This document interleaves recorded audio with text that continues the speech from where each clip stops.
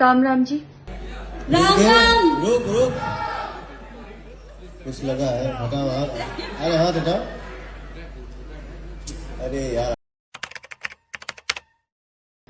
राम राम जी, मुझे आप लोगों से बहुत जरूरी बात करनी है क्योंकि मैं 2 दिन से बहुत ज्यादा परेशान हूँ क्योंकि कंटिन्यू मेरे पास डीएम आ रहे हैं कि ये जो लखनऊ वाला इंसिडेंट हुआ इसमें मैंने कुछ बोला क्यों नहीं, एक्शन क्यों नहीं लिया, थप्पड़ क्यों नहीं मारा।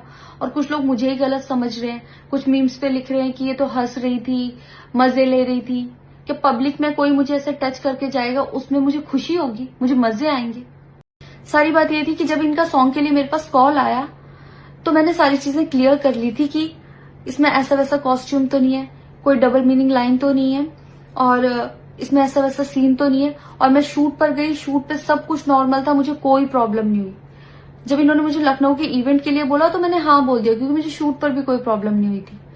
और जब मैं लखनऊ में गई, मैं स्टेज पर थी, मैं पब्लिक से बात कर रही थी, पवन सिंह जी ने मुझे बोला कि इधर कुछ लगा हुआ है। उससे थोड़ी देर पहले ही मेरी ड्रेस वो न्यू थी, साड़ी में नीचे टैग लगा रह गया था। तो मेरे दिमाग में आया कि शायद ब्लाउज का भी टैग लटक रहा होगा। मैं हंसकर उस चीज को दबा रही थी कि अगर मेरा टैग लगा भी है तो वो चीज जिस टाइम मैं पब्लिक से माइक में बात कर रही हूँ उस टाइम ना बोल के साइड में भी बोली जा सकती है, इसलिए मैं उस चीज को उस टाइम पे दबा रही थी। मैंने हंस के टाला, अवॉइड किया और फिर दोबारा बात करने लगी। वो बोले नहीं कुछ लगा है, नहीं कुछ लगा है। तो मैंने कहा नहीं लगा, वो बोले लगा हुआ है। तो मुझे लगा कि शायद लगा ही ये तो मेरे को लग रहा था कि कुछ लगा है इसलिए ये बोल रहे हैं। और पर फिर भी मैंने हंस के वहां पे टाला, पब्लिक से अपनी बात कंप्लीट की।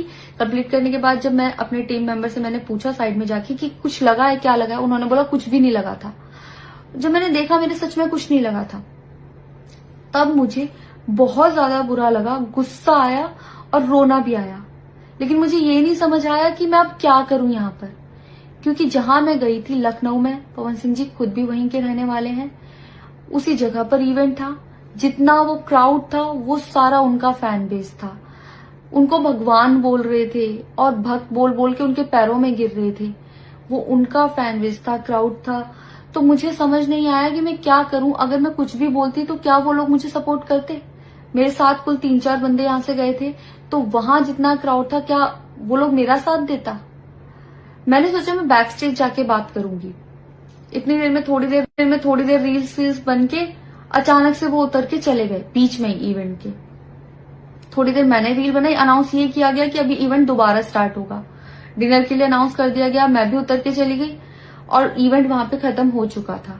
अनाउंस किया गया था सिर्फ कि दोबारा होगा। नेक्स्ट जब मैं घर आई तो मैंने देखा ये बहुत बड़ा मैटर बन चुका था।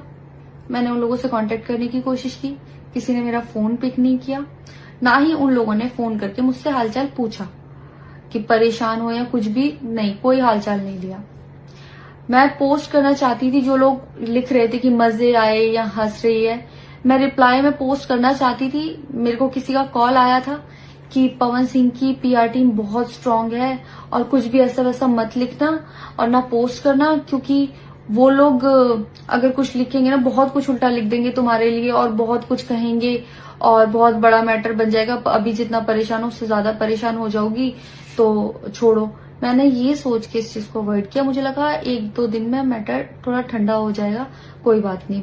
मैंने कहा पर्सनली कभी बात करूंगी इस बारे में इनसे। लेकिन बढ़ता जा रहा है, ऊपर से ना उनकी तरफ से कोई रिप्लाई मिला और मुझे नहीं पता कि ऐसे में मुझे क्या करना चाहिए था और क्या करना चाहिए। आप लोग मुझे बताओ, मुझे इससे में क्या करना चाहिए।